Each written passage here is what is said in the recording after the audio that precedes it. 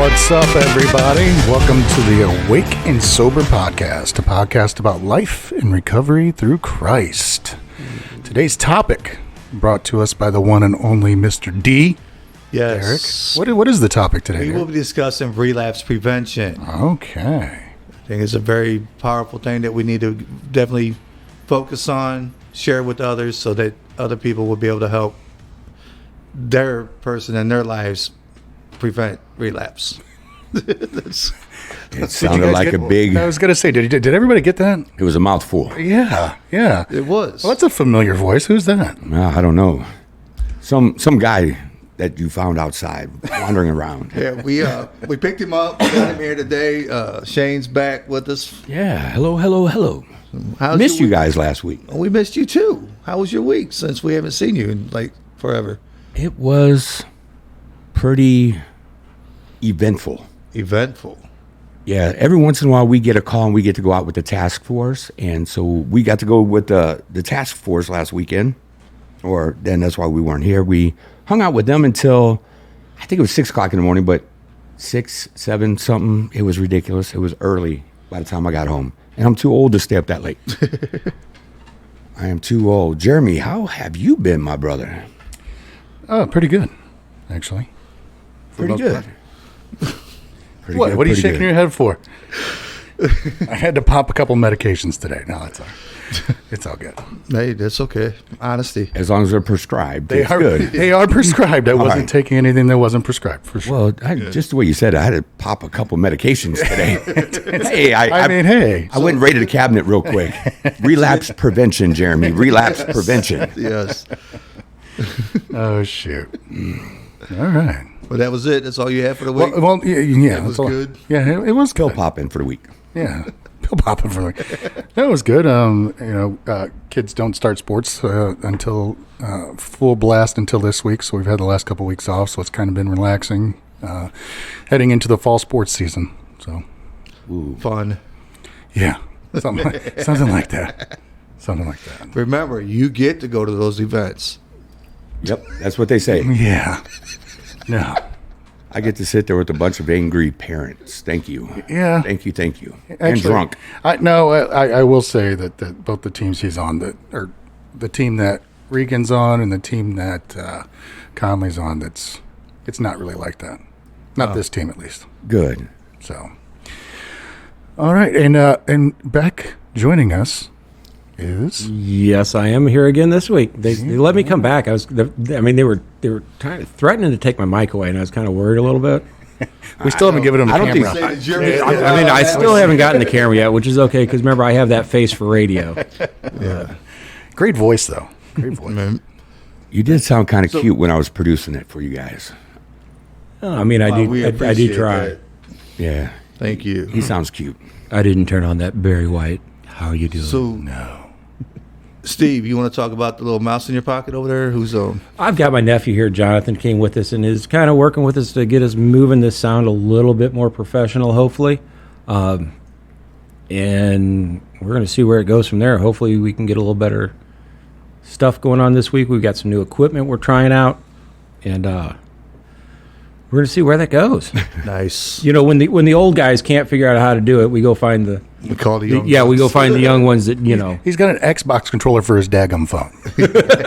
He's walking around with that. So. Hey, power to him, man. Hey, Yeah. Let me tell you, my wife is going to be happy if I don't have to spend 15 hours a week trying to throw computers. This is good. Hopefully we're streamlining stuff. And making your wife is a very important happy is a very important thing. Making your wife? Yeah. Making your wife happy is a very making your wife important thing. happy. Yeah. Yes. Or just making her life joyful. That's always a plus. Yes. Joyful, I'll go for. Happy, trust me, that's gone in 2 seconds.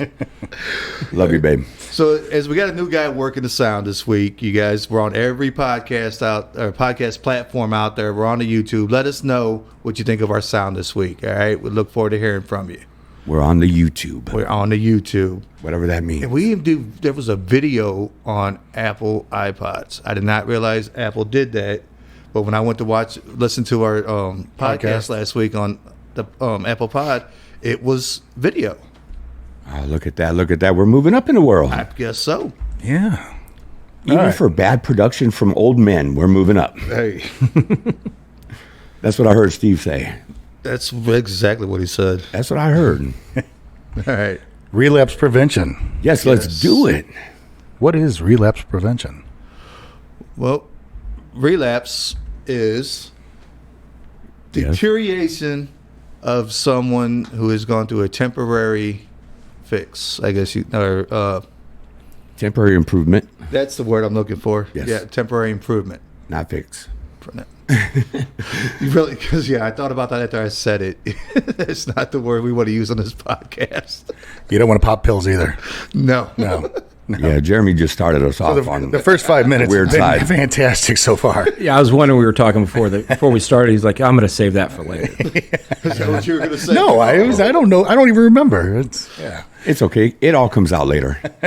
No, it will be left in. It'll be a short. And prevention being the process or steps of stopping something from happening. The process. Yes, I love that word. Oh, I'm sure you do. I do. Such a bad word. It's such a bad word. What is the definition of process? I don't know. Oh, come on. A series of actions or steps taken in order to achieve a particular end. There we go. Somebody's listening to this like, deja vu. Haven't they talked about that before? Always. Always a process. There's a reason why. Obviously, there's a reason why we wouldn't keep bringing it up. Yeah, everything's a process. Right. If we're searching for healing, that healing. We're actually in a process of bringing up process on a regular process basis. Relapse prevention. It's the prevention. It's to stop a relapse from happening. Correct. Right. Yes. Yes. So that means somebody's been sober for a period of time. Yeah, hopefully for a That's- period of time. I mean, so, yeah. otherwise And you can't relapse. They sober for a period of time, and then they fall back to whatever it was they were doing. What's the difference between a lapse and a relapse? Is there a difference? Do you just relapse? yeah, you just relapse. You just relapse. I mean, if you want to make up things, that's cool.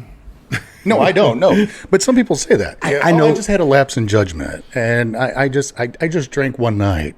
Yeah, you relapsed. Correct. So now go recommit, grab your keychain or your coin or whatever it is, and start working the program. Your chip. I mean, no matter what, you could call it a learning experience, as long as you learn something from it. And so you could call it whatever you need to make yourself feel better. But at the end of the day, it's a relapse, and it's okay. Just go recommit. I called it research. I just went back out and researched a few times. You didn't search Yeah. a few times? I didn't search. I researched. I usually say I don't like to research, and but I do. relapse. You don't search. I'm not searching for it. Yeah. Yeah, it's You're not searching, you found it. Yeah, that's true. That's true. unfortunately. Yeah, you can find those things easy. I think it's important to identify triggers. Yes. I mean, that's we kind of want to hit on those today, both emotional and physical, and Right. And it's not just for the addict themselves, but it's for those of the family members and that, because we're all about the whole family here. So it's about the family members being able to recognize these different triggers and that they're seeing happening with their family, their individual, whatever you want to call them. Family members, Family members, yeah. loved ones. Loved ones. I like That's loved what I ones. like. Yeah, the loved ones, because it doesn't take blood to be families nowadays. Nowadays, it's always been that way. It's- Everybody's always hated their family and loved their friends much more. True story. I know we talk about this often, but when do we actually relapse? Is it when we physically take the pill, take the drugs, take the alcohol, or do we relapse before that? Before.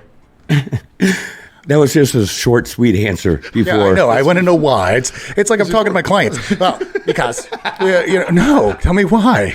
It's I call it the term prelapse, and I've heard it said that way before. And it's the thoughts in our head that we've already planned out how we're going to do it. Just as we were talking about the plans and stuff in the last podcast about suicidal ideations, it's the same thing with the relapse. So and so is going to be gone tomorrow. I can get to the gas station, grab me a couple, whatever, get back home before anybody else gets back, get them gone. Nobody will even know. Yeah, and I mean, they could start that plan 2 months ahead of time. Exactly. As soon as they find out people ain't going to be at the house, They start romanticizing Yeah. their past. And then you could just see them going downhill. Those meetings suck. My sponsor sucks. Everything sucks. It's a negative mindset. Says, we mentally relapse days, weeks, even months before physically using. Yeah. So that's one of the things we're going to point out is, the mental relapse that we see in people before it even gets to that point. I'm talking to Steve and Derek here. Have you guys relapsed before? Absolutely. Not in the last 5 years. But I mean, leading up to your sober time. Absolutely. Yes. I mean, when you're talking about the prelapse, I mean, I'm like thinking in my head, I'm like going, yeah, I can picture where I've done that. I mean, the ritual of, your use and it starts going through your head. And I was talking to, in one of the meetings I was at, something that really stuck in my head that one of the biggest things to do is you have to reach out before you start that ritual. Whatever that ritual is, it's never too late, but once you start that ritual as an addict, it's really hard to pull it back, to reach out. Once if you relapse before you relapse, absolutely. Once you start that ritual, you've started that relapse. Your time not that you can't, but most people won't reach out once they've started that. Anything different for you, Derek? I'm going back to that prelapse thing that we were just talking about, months and stuff ahead of time. Mm-hmm. And a lot of times, in the work that I do, I hear these clients saying the exact same things that I said many times before when I relapsed. Oh, if I just smoke weed, everything will be okay, and I can just move on forward. Let me know how that works for you, all right? Because I'm telling you, it's only going to be a matter of time before that's not going to be enough. And I speak from experience. Or thinking I had this on my own. I don't need nobody. I don't need to go to no meetings. I don't need God on this whole situation. I got this, and I relapse. Yeah, why work steps? Why work with your sponsor? I mean, yeah, why? Yeah, why not call them until you hit a brick wall and things are never good and it's doom and gloom. I don't know anyone that ever's done that ever. No. Did you have it in your mind that you were gonna use again someday? No.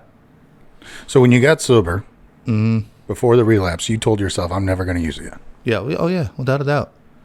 It was, and I've done multiple things in my time. This here and this and there. Whatever it was. And when I decided I was getting off of that, I was not going to go back to it. And unfortunately, multiple times I did. Multiple times. Cool. Yeah, you know those ones that didn't ever want to stop. Yeah. Oh yeah.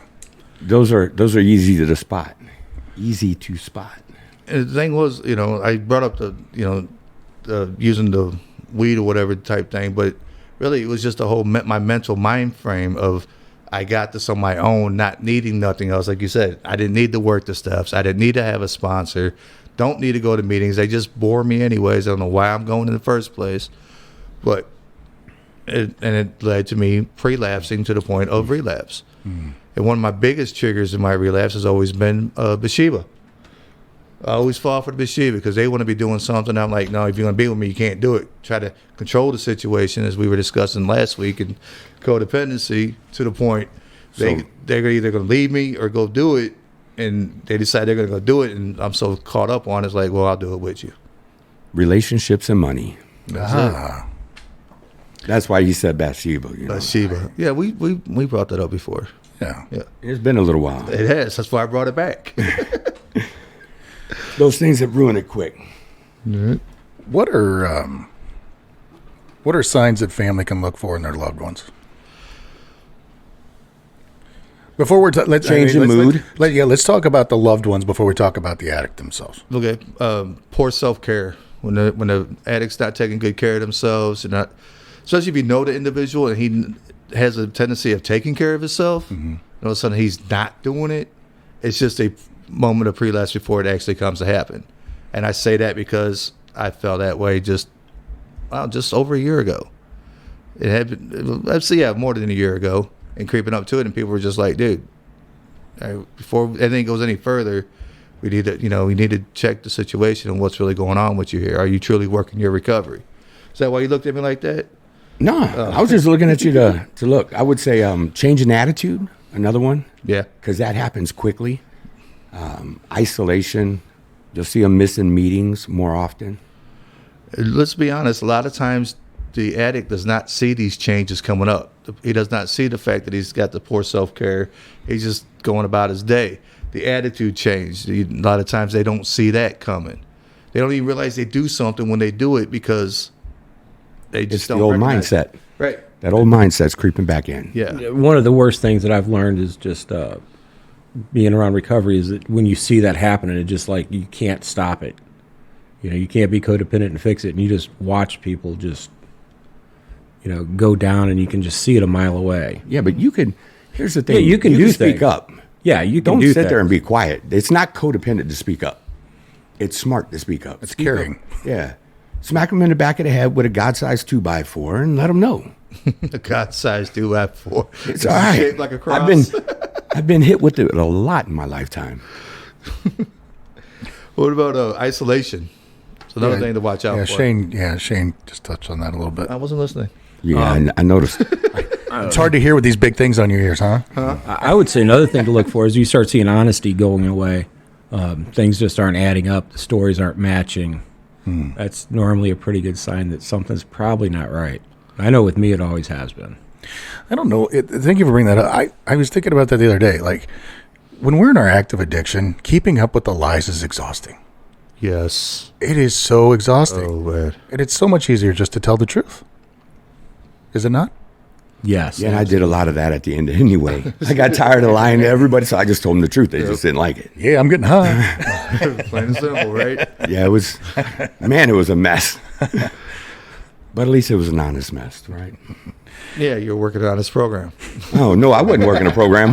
I had never been in recovery before. I just say program. I didn't say what kind of program. What are some unwanted emotions? Hunger, Hungry, anger, lazy, lonely, Shame. tired. Hungry, angry, lonely, tired. Hunger, awake. Anyway, So you were busting out some halt. Yes. yes, the halt. Unwanted emotions. Never let yourself get too hungry. Never let yourself get too angry. Never let yourself get too lonely. Never let yourself get too tired. But isn't loneliness a state of mind? Is it? That's a debate we could have and have fun with, but Next week's podcast, come in and check out the difference between being lonely and actual loneliness, or being alone. No, and man, that's- loneliness. I'd rather have a debate night for that. Yeah, I like that. Debate night. But yeah, I mean, look, I know if I could feed my wife and I have her take naps and sleep good, everybody's life is beautiful. So halt. I mean, I know the hungry and the tired works well if you keep that fed and done right. Mm-hmm. I don't know about the rest of them. Sorry, What's up, giggles? Jeez, oh Pete. I haven't heard it much this week. I know. I got my giggles. I am not afraid. Yeah. What I'm sitting over here on 3 hours sleep going, man, you got that right. What are the warning signs of mental relapse? Warning signs of mental relapse. Well, like we were sharing, the lying. Mm-hmm. The individual starts lying a lot more, not being honest about things, and so there's part of it. Falling into old habits.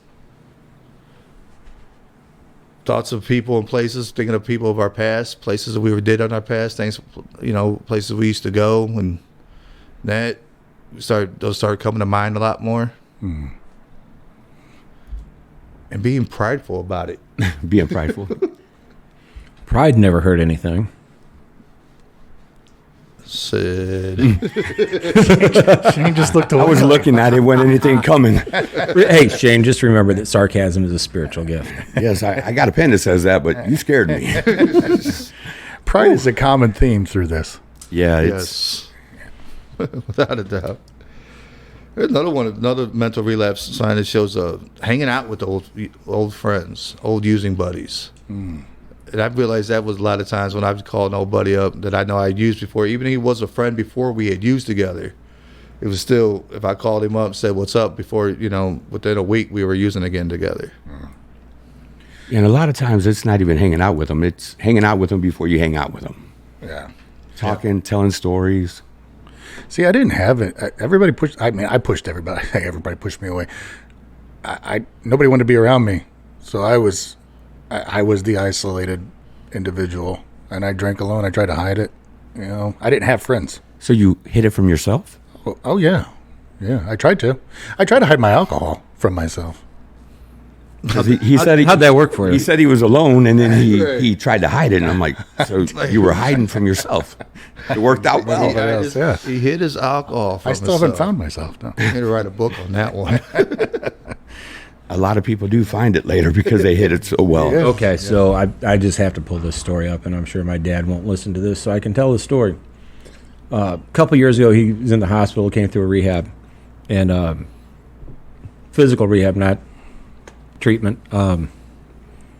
And we had his bathroom remodeled because he's getting older, and he wanted to be able to remain in his house longer. And so we had the doors widened, whatever. And I had some guys I'd been at a step study with. One of them owned a construction company, and he did the work. And he calls me. I get this call one day, and I'm like, hey, I really don't know what to do. We were like doing some duct work, and we reached down and we found a bottle of gin. I was like, you realize that bottle of gin is probably about 45 years old? Yeah, it happens. Good old dad in the ductwork. Aged. Dad, hopefully you're not tipping them back today. No.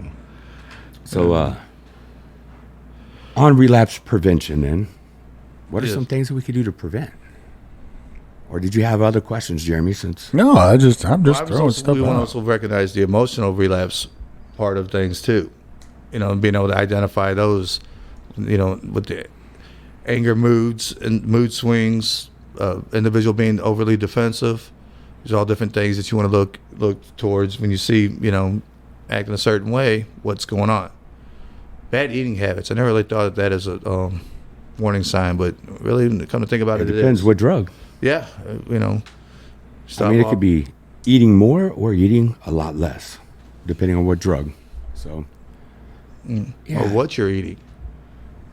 When you're a good sober mind, you think of proper stuff to eat a lot of times, so you're not the majority of us, anyways. I just like food. Yeah, but I'm saying the majority of us, anyways, like to find something that's a little more healthier for us at times, as opposed to when we're using, no matter what it is, we're stopping off at McDonald's and getting a greasy burger over and over and over throughout the day. You just had a cheeseburger. What are you trying to say?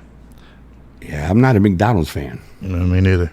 But So, point being, and I think it's important for families to know what to look for. I mean, we went through a lot of those. So, I mean, any other triggers to take a look for that we didn't maybe cover? I can't really think of any, but I'm sure there are. I'm quite sure.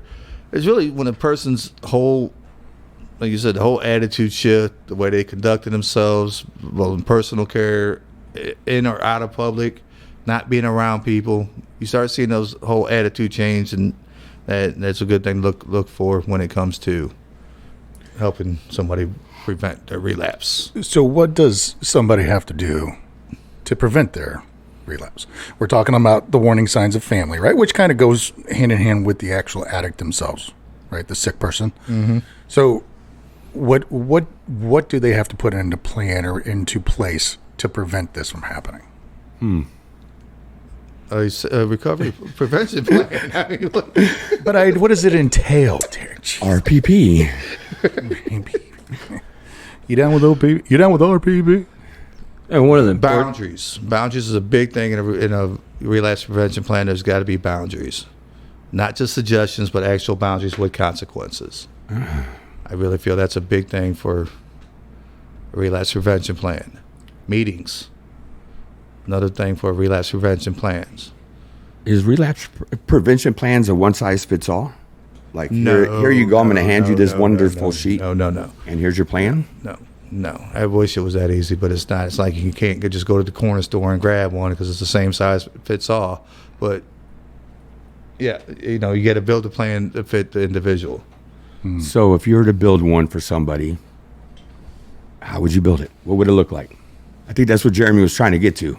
Exactly. Is that what you're getting to? Okay, so this is the deal. You're in my house. Say I'm let someone staying that's working a program. All right, you got to go to meetings. You got to go to meetings. You got to get a sponsor. Call your sponsor. And follow directions properly. Meetings don't work. How you know meetings don't work? I go to meetings and it's worked so far. I haven't found one that works. So what are you going to do then? Find another meeting. You go to another meeting. You're going. I didn't say go to a meeting. I said go to meetings. Meetings. Plural. Yes. Multiple meetings, multiple days of the week, and that find when it comes to finding a home group, find one that's best fits for you. Once again, one size doesn't fit all. That one meeting works for every individual. Find you the meetings to go to. Build an accountability team. To me, even as important as your sponsor is having your accountability team. You got to have people you can call and talk to about certain things. Kind of like a Fab Five. Yeah, that's the word. 5, 6, Yeah. 7. Fab 3. Yeah. Is this Michigan? What? Fab Five. Fab Five. That's what they say. That's one of the things that we teach is you build a Fab Five. You have 5 people, 5 numbers you can call at any time if you need so. And that's a big... It's good? Yeah. Nothing but net. It was a basketball, they called them the Fab Five as well. So what else do you need though? I think it's... I was talking to... I don't like the Fab Five. I was talking to a client the other day. Sorry, I was trying to get my thing going. And he said, I said, who's your primary care? You need to go see your primary care. And he's like, well, I just saw him before I came in. I said, so he knows exactly how much you were drinking? Well, no. Oh, so you've never been honest with your doctor. Because when the doctor says, how many alcoholic beverages do you drink a day or a week? And you're saying, 4 or 6, and you're talking about 4 or 6 cases, yeah, and not 4 or 6 beers, then that changes everything. So I think getting a full panel, especially, it doesn't matter if you're getting sober on the streets or getting sober out of a rehab facility. I think it's so important to go back to your doctor and start getting those medications right if you're on medications. Yes. Also, psychiatrists, when we talk about medications, make sure you go to the right doctors for the right medications.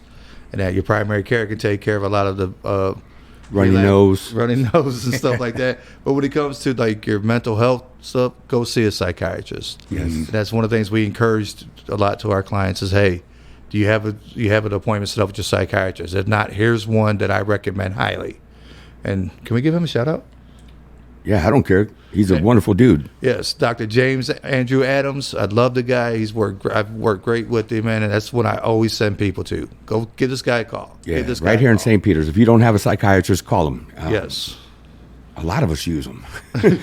We send him a lot of referrals. Matter of fact, our mailboxes should be full with referral fees, but that don't ever happen, right? It can't. Finding fees. Right. We should be getting paid for this. But even their whole office is really set up well, full of psychiatrists, psychologists. And so I agree, though, going to primary care and getting honest is a huge, huge help to prevention. Psychiatrists are a huge help to prevention. I like setting goals. Yes, goals. Reasonable goals. Yes. Not climbing the top of Mount Everest type goals, but reasonable goals. It's okay to have those Mount Everest goals, though. Yes. Yeah. You need that Mount Everest goal, but it's having the smaller goals to achieve before. Right. But how do you get to your goals, Shane? Your goal? I draw a roadmap. Yeah. Yeah. Everything. Okay, so for me, everything is written. Mm-hmm. If it's not written, it's not happening. So, of course, one of our sponsors, as soon as the guy gets back, will be a company that will help us with journaling and help us with writing these things out. So everything gets written for me. I write out when the deadlines are and what has to happen. And as those things happen, those are my little goals, my SMART goals to move me forward. The problem for a lot of us is we try to come out and do 10 things. Mm-hmm. I'm going to change all this. And then we fail at one of them, so everything goes. Mm-hmm. So let's keep it small. Keep it simple, stupid. There you go. But yeah, back to the Mount Everest goals. Yeah, it's safe to have, but what about all the goals you got to build up so you can actually climb Mount Everest? And that's another thing to look into is making them smaller goals to build up to that larger goal. Yeah, and Shane's the one that's helped me through this when I first got sober. He's like, oh, you have a goal to stay sober for 6 months. Well, that's great. That's a great goal. But how are you going to get there? You have to have the plan in place. And that's what the relapse prevention plan is. It's I'm going to go to these meetings. I'm going to, if I get triggered, what are my triggers? What are the people, places, things, or the emotions that I have that are going to trigger me to want to go back and use? And identifying those and then being able to have an out plan on everything, I think is key. And that's the problem, is a lot of people won't have that. We know holidays suck, right? Mm-hmm. Because families are so dysfunctional, but yet we think we owe it to our family to go there while they're still using. No matter what it is, whether they're drinking or smoking or whatever. These people are brand new in recovery. And they're like, well, I'm the problem all the time, so I have to go there and I can't ask them not to drink. I'm like, not only can you ask them not to drink, you could not show up if they're going to drink. Exactly. Mm-hmm. You don't have to go. They don't have to change their life for me. No, they don't. But you have to change and set boundaries. Yep. You just don't go. Me and Christina still do not go to family members that they're going to drink. Period. Now, let's say we are going to go visit a friend at a bar. There's a few of us going. We're going to go in there. We're going to be there, 30 minutes? And we're going to roll out. They're going to do what they're going to do. We said happy birthday or, happy anniversary, and we leave. So we can make that decision if we want. But our family should respect us enough not to drink. Mm-hmm. So we don't go. Mm-hmm. And that's a lot of years later. And it's still fun to do. Oh, yeah. So, yeah, I think the plan is huge to have. I think an out plan is always good to have. But then we have high risk. To me, we have regular risk and we have high risk. So we have our triggers that are just common everyday things, but then we find ourselves in high risk situations sometimes. How do we navigate that? That plan has to kind of set almost everything up. Yeah. So I think it's identifying what that high risk situation is and making sure preventing from even putting yourself in that situation. For me, it was no gas station. I couldn't go into the gas station because I can walk into any gas station when we got a half a dozen of them right around here. I could walk in anyone and literally right by the door are the 99-cent shots. And then over to my right, I got all the beer that I could possibly want. And it's so easy for me to walk in there when I first got sober and just, here. I mean, the lady at the gas station even knew what I drank. And it's like when I first got sober and I came back for the first time, she said, I haven't seen you in a while, and literally reached behind to grab the vodka and put it on the counter. Almost like Cheers, huh? Yeah. So I only had to quit going to QTs because that's where, the end, my last year of drinking was done all at a QT. So I only had to quit going to QTs because the first day I got sober, I walked into QT whenever I got out, and I brought all the 2x4s up to the counter. And I'm going to pay, and I'm like, I don't drink anymore. And I said, let me go put this up. They're like, no, we'll take care of that then if you don't drink. And I never went back to QT until I think 3 years later. Yeah. Also, the routes that we take with that also, when you're driving a certain way, because I never really thought about it. Somebody brought it up the other day at work, and they were talking about, no, you shouldn't have to go a different route. You should be man enough to be able to go down that same path and know that you can handle the situation. And I'm like, you know what? 4.5 years into my recovery, I had to drive down a road, and it was on the path to where I was going to get, where I was using that, and I was headed to work, and it almost set me off going to work, having to drive down that same direction. 2 exits from Lindbergh, 2 exits. Literally, I mean, I turned 2 exits before I used to go use that, and it was,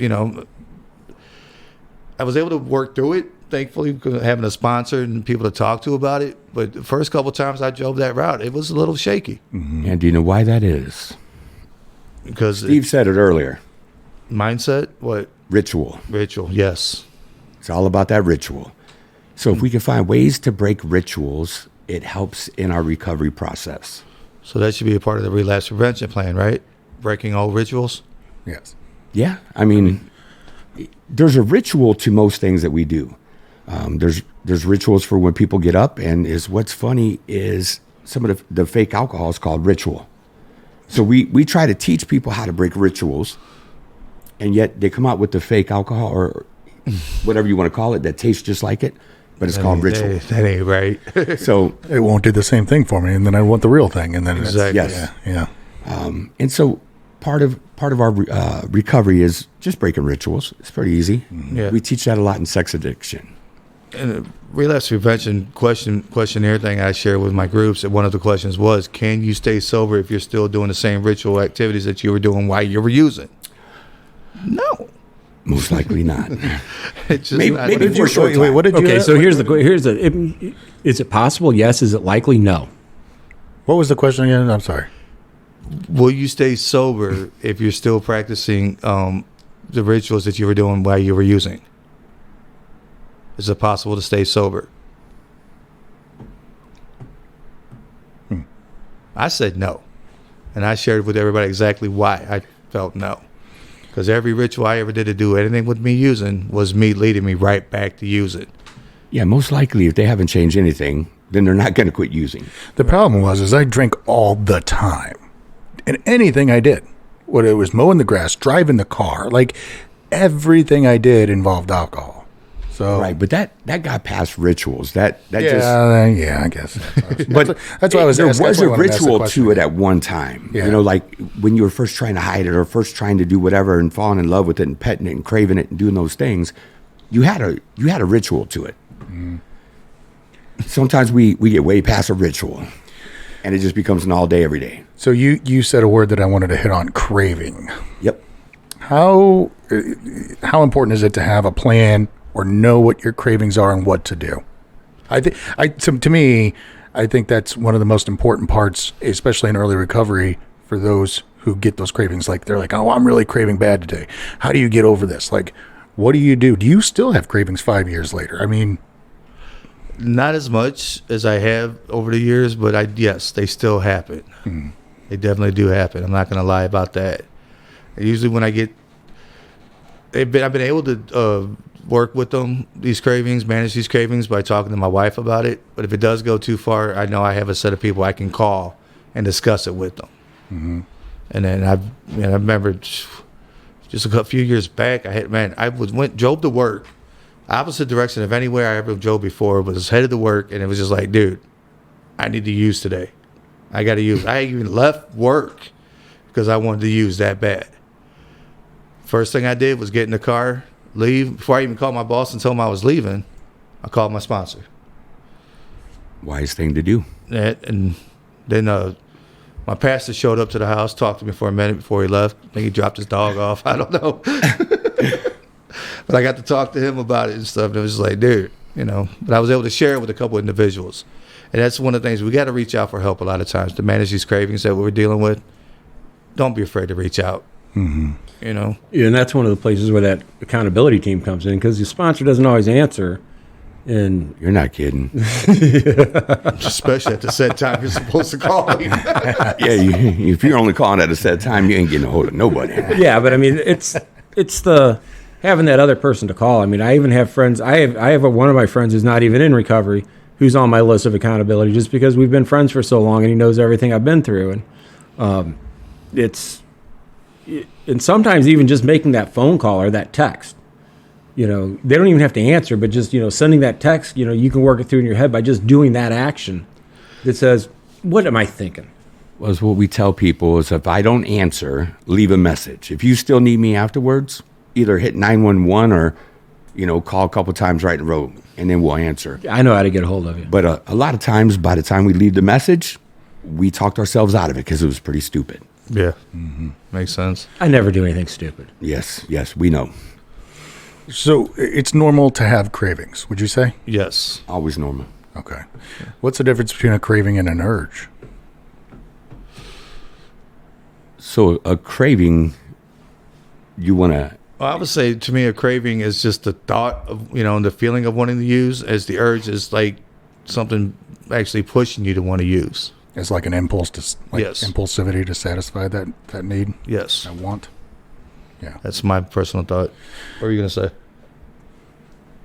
So cravings are happening because of period of use, being addicted to it. So to me, those two would be reversed. Okay. When I get an urge to do something, it's because I've already thought through it. I'm the one that's thinking about those things. Now I got that urge. The other is, I mean, we've sat in our active addiction for how many years? So we're going to have cravings to something because we've had that for so long. So Okay. I just flipped those two. Right, wrong, indifferent, it don't matter. I like being wrong. But in my brain, I'll tell you, that's how it sits. Yeah. I was never a drug user. But Sure alcohol, you were. Well, okay. Alcohol, right. Yeah. Not the stuff where I had to actually go to somebody and actually buy it. Yes, you Yeah, did. you did. You went to. You didn't make it at home. Oh, my See, he's God. good. Yeah, I did actually. I actually did. So illegally, you made it at home. Amy made me get rid of my still. Thank you Yeah. very much. Yeah. But you still had to go to your drug dealer to get it. Yeah. We just made that legal. Now they made everything else legal, so it's okay. Damn you, Aldi's. $3 Chuck, man. Come on. No. So to me, it's okay to have the thought. Like, oh man, like if I'm mowing the grass, like I was the other day, man, a beer. You smell that barbecue for the first time. It's like, man, a beer smells good. But then I have to do what? I have to play that tape through, because if I have to act on that impulse or that urge or that craving, then it's all over. You know, and so I think it's okay to acknowledge. I think what we want people to understand is it's okay to have a craving. It's okay to have a thought, but don't act on that thought. Get yourself out of that mindset as soon as possible. But acknowledge the thought. Acknowledge that it's there. Yes. You know, don't try to push it away. Oh my gosh, I'm craving so much. Because I think when you do that, the cycle continues. And you obsess over it, and the next thing you know, You're doing it. yeah, It happens all the time. But let's go over to sexual addiction, because that's an easy one to tie in Yeah. to that process. You'll see a good-looking person of whatever you find attractive, and you see that person going on the street, and you're like, oh, I can't look, I can't look, I can't look. So what are you going to do? You're going to stare the whole time. You're going to keep looking. And so it's the same way with the drinking. If you won't stop thinking about it and saying, I can't think about it, you're going to keep thinking about it, and eventually you're going to use. So, yeah, just embrace it. It's okay that it happened. Take one look and then be about your business. 36, 24, 36. Only if she's 5'3". Yeah, he did. Wow. Baby girl back. How about some tips to manage these cravings, right? Mental urges that we have. You got anything? Some tips for those people out there? Who are you looking at? I'm looking at you. You're the only person across from me. No, actually, he is too. Yeah, I've He's got over there. I've got my back to you watching. What do you got, Steve? We haven't heard from you in a while. I just kind of pulled up a verse, and I was just, the conversation was going. It's James 1:13. When tempted, no one should say, God is tempting me. For God cannot be tempted by evil, nor does he tempt anyone. But each person tempted when they are dragged away from their own evil desires and enticed. Dragged away by their own evil desires and enticed. Then after desire is conceived, it gives birth to sin, and sin, when it is full grown, gives birth to death. So we just place desire with urges and cravings. Yeah, I just did. I think that's Oh, how no, I it's, kind of look. I it's think still a that's- desire. It's a desire. Yeah, I mean Yeah. it For those spells of it us out just pretty joining decently us. where we're going to end up if we keep following those roads and those thoughts. Yeah, those desires will win. I didn't steal a verse y'all had like written down. I don't think you could steal from the Bible. But No, I'm talking about you. I didn't stole steal that verse from you guys. I didn't steal a verse that you were planning to Was it use already? earlier. No, that's great. It's a new translation. What about waiting out your urge or your craving? How long should you wait? 15 to 30 minutes, hour? I don't know. Hour? That's a long time. It's a long time, but if I wait out an hour, I'm not going to go up and do whatever it is I wanted to do an hour ago. I myself. I don't know. I'm just going to throw this in here. Someone that deals with more of a sexual addiction end of it. You're not going to outwait it. It's not happening. Yeah. I mean, I could sit on that for days. It's not gonna. It's gonna go. It's not gonna go away from me. Okay. Okay. So call somebody. Call Tyrone. You got to call somebody when that urge happens. Yes. I'm not calling Tyrone. You're not using my phone. Yeah, it's I couldn't help it. Don't look at me. Poor guy. Distractions. We went from baby, baby got back. It just kept going downhill from there. It just kept traveling and traveling and traveling. Let's get back on track. Yeah. Yes. What about the distractions? Distractions. What about them? Does that help? Yeah, a lot of well, it depends if your distraction is a coping mechanism or a coping skill. What's the difference? The coping mechanism is what you're doing to deal with whatever situation that's giving you the urge or craving to deal with. As a coping skill is more of a Positive behavior. there it is. There you go. That's what I'm looking for. Positive I behavior can jump in to versus play video games, but if I'm only playing the video games to take place of the urge, I feel is negative, as opposed to if I'm playing video games to enjoy my time with others and that, so I have a more positive outlook on things. That would be the coping skill. That makes sense? If I'm using it to isolate, if I'm using that video game to do something like that, yeah. Cool. If I'm just killing just to kill, it's all right. Yeah. I'll tell you one of the distractions I always get, and it's a really good one. Pray on it. And the other piece of advice I always get all the time: if you put yourself into the Word lately, distract yourself in the Word. I mean, it's not a cure-all, fix-all, but man, it really has helped me through some really tough times. The word's not a one-size-fits-all book. It is. It doesn't. I mean, it doesn't. I mean, yeah, it is an end-all, but I mean, it doesn't always stop that where you're going. No, with that because thought. we don't allow it to. Yeah, but if you but- get into the Word, it changes your mind. It changes your thinking about whatever negative pattern that is. So get into the Word. It'll work every time. Might want to stay out of Lamentations. Might want to. No lamenting. Yeah, Job may not be the best place to go.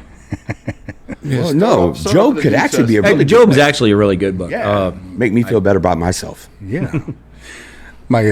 I had a sponsor that always said, if you could bend this coin, you could take a drink. And so I'd be like in my pocket trying to bend that coin, distracting myself. See, There you go. You put it in a vice and you hit it first, then you go, and you can bend it in front of them. That doesn't work that way. You tried that before. Don't try that at home, Yeah, folks. didn't Please, work. please. So Big Lou over at Centerpoint, Big Lou. that's how he would coin you out. Yeah. He'd say if you put this between two fingers and you could bend it, you could drink. Yeah. I'm like, I'll bend it. Well, at least it's not the ones from the 7 a.m. meeting, because those are really breakable. I know they've gotten cheaper. Yeah. What happened to those coins? I don't know. You could actually snap The that. cost of materials. It's gone up. It's $3 for plastic. I think it's important to manage those cravings and urges, staying present in the moment. I'm going to throw out one of my cliches: one day at a time. Ooh, yeah. Look at that. Just for Shane today. Yes, one day yes. at a time. Yeah. How do you stay in the day? How do I stay in the day? Whatever it is I'm doing that day, I'm present for it. Mondays I work and go home and spend time with the wife, and I stay present in everything that I do with that. Tuesdays I got a meeting and I work. Wednesdays I meeting, gym, and meeting. So it's just So you have to put down those distractions, though, in order to be present, yes, right? Yes. I mean, if I'm going to be here with you guys, I don't want other things going on. right. So if I'm in a meeting, then I'm in a meeting. Mm-hmm. And I have to put away stuff. If I'm at it, and I just meant at work for a meeting, but if I'm in a meeting, keep your butt in a chair, pay attention to what people are saying, put your phone away, quit getting up and going around. I mean, just be present. Yeah. My favorite line to a lot of people I work with is shut up and sit down. Mm-hmm. That's all you got to do. You ain't even got to talk at a meeting. Just shut up and sit down. Mm-hmm. And more than likely, you're going to hear something in one of those meetings that you really need to hear. If you got 1 foot in yesterday, 1 foot in tomorrow, You're gonna pee on today. yes, you're going to be tinkling on today. Tinkle. Tinkle. Ladies and gentlemen, it has gone there. Tinkle, tinkle, little. All right. No, it's staying, excuse me. Staying present, I believe, is a part of it, using grounding techniques to stay present. Whenever you start to go, your mind starts to go in a million different directions. If I'm thinking about tomorrow, if I'm getting the urge to drink, it's what do I have to do to make myself present in this moment? So, do you have any grounding techniques, Shane or Derek or Steve? Besides sticking my finger in a light socket. You can do that. Yeah, I journal my butt off. That's one reason I go to the gym in the first thing in the morning. It helps me focus throughout the rest of the day what I got to do. If I can focus at the gym and work out certain not just play around at the gym, but I focus on that particular muscle that particular day. It helps me build my mental focus on everything that I got going on for the rest of the day. So that's what I do. I think one of the things that really helps sometimes is like just going out and playing some pickleball. Yeah, Disc pickleball. golf. That's where it's at. Pickleball and disc golf. It don't matter. Both. Let's do it. Have you played pickleball yet? No. Did you see the pickleball court at work? We have a pickleball. Right in front of the barn. Hey, look, man. They did. It's the happening sport. Yeah. One of our, I don't one even of want our to see it. clients actually bought a pickleball set, and they've been having pickleball tournaments at night and stuff. They've been talking about. Dude, it's a fun little thing to play. No, I think it's Tuesday nights, come on up. it's great. Where? We'll whoop you. Come on up. At the pickleball place right up the street. We got a whole indoor court. So, In the Meadows? yeah. Okay. I got another one here to throw in here. And when you take away a behavior, you need to replace it with something. Matthew 12:43. When an impure spirit comes out of a person, it goes through an arid place seeking rest, and does not find it. Then it says, I will return to the house I left. When it arrives, it finds the house unoccupied, swept, clean, and put in order. Then it goes and takes with it 7 other spirits, more wicked than itself, and they go in and live there. And the final condition of the person is worse than the first. That is how it will be with this wicked generation. What translation was that?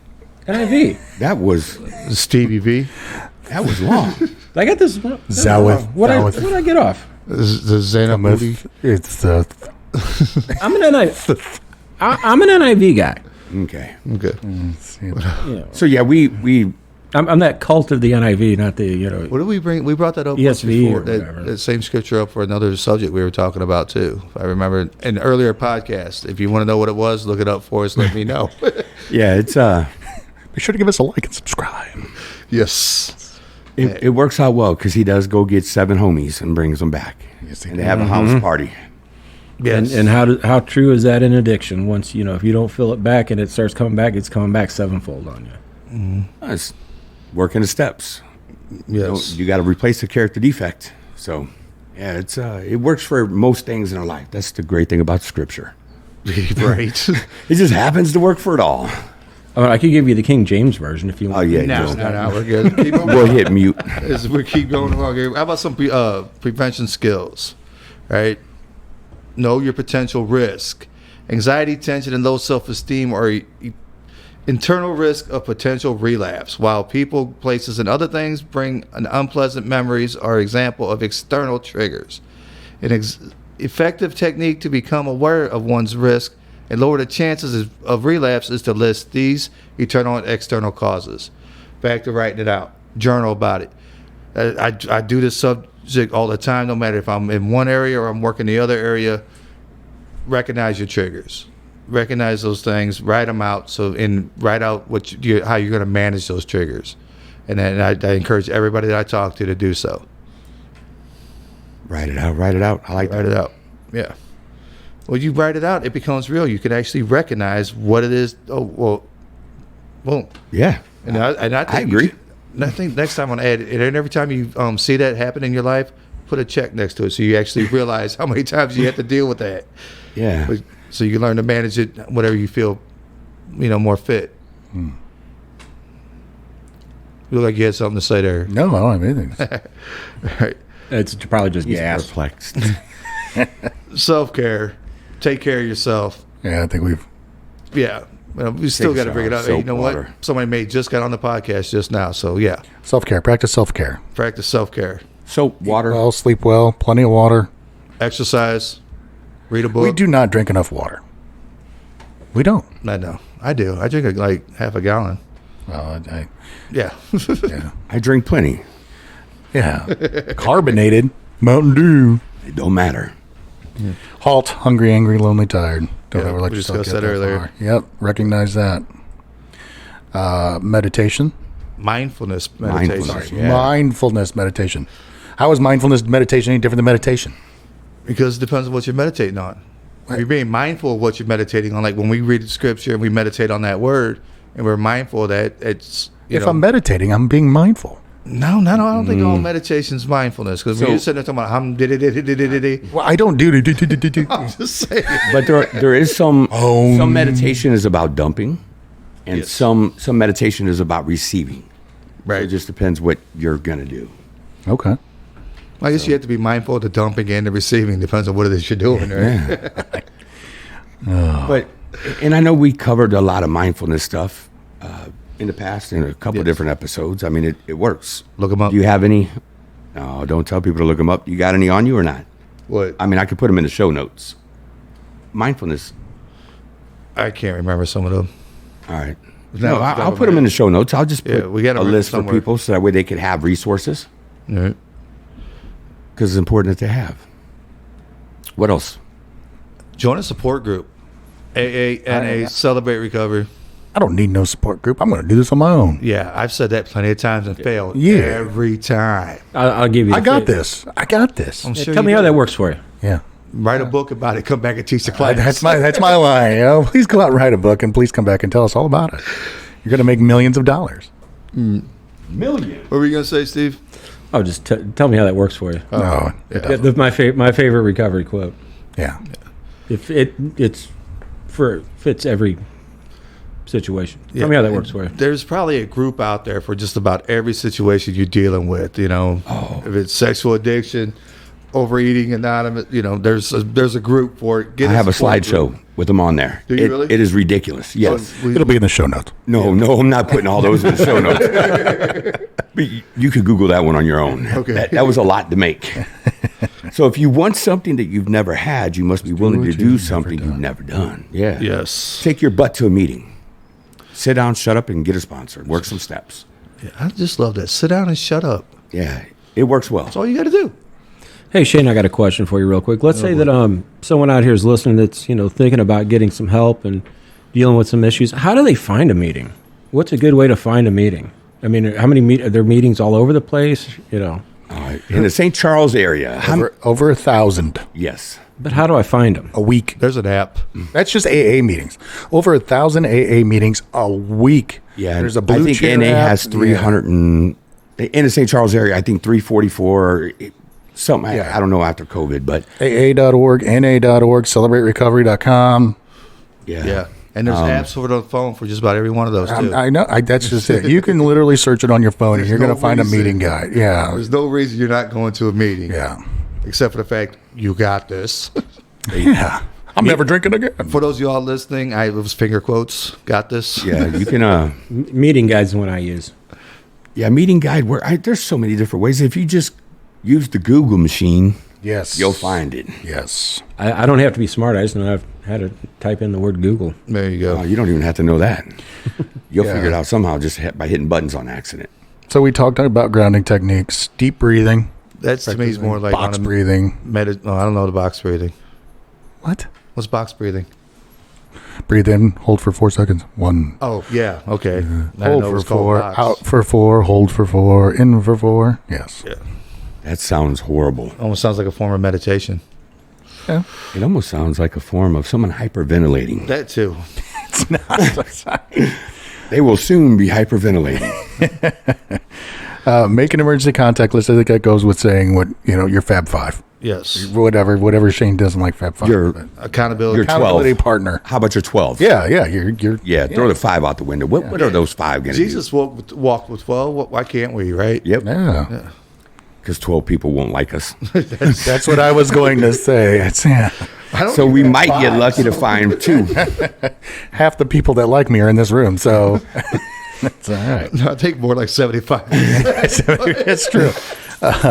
Yeah, it's hard to find some people sometimes. Yeah. Play the tape through. Yes. Play the tape through.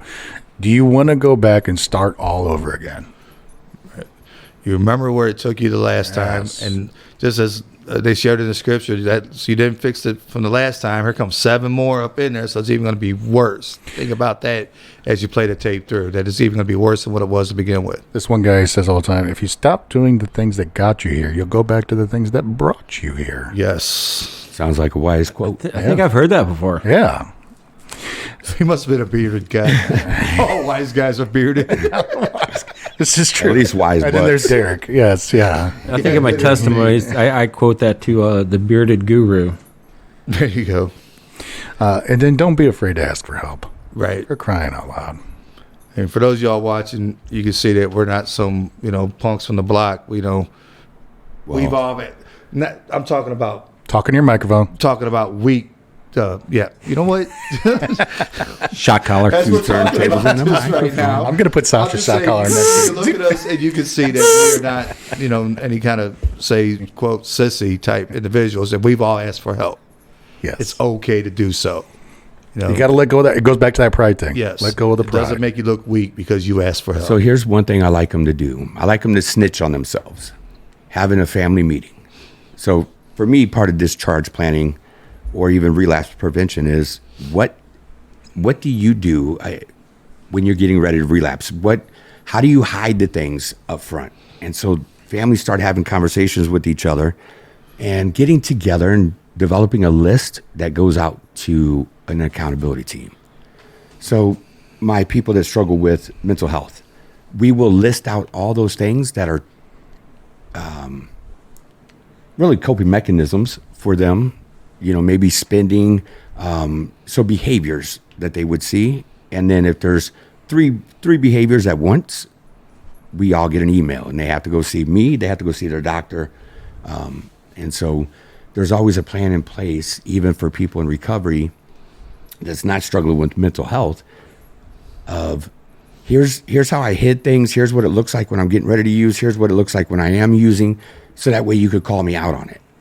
And so it's a fun way to have the addict snitch on themselves. And if you do it early enough, they will snitch on themselves because they haven't thought about the relapse yet.